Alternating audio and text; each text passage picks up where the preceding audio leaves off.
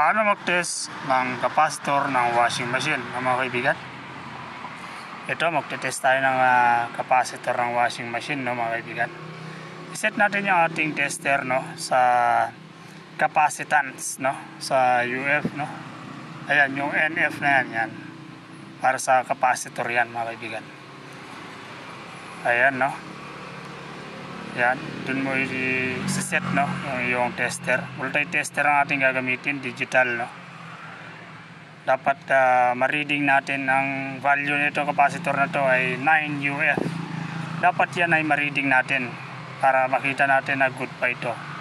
Kung mababa dyan ng ating ma-reading, no, mga kaibigan, sigurado hindi na pwede, no. Hihina kasi ang ating washing machine kapag mababa na dun sa value na kanyang naka-indicate. Yan, no, 4.38 na lang, no. Ibig sabihin kalahati yung nawala, no.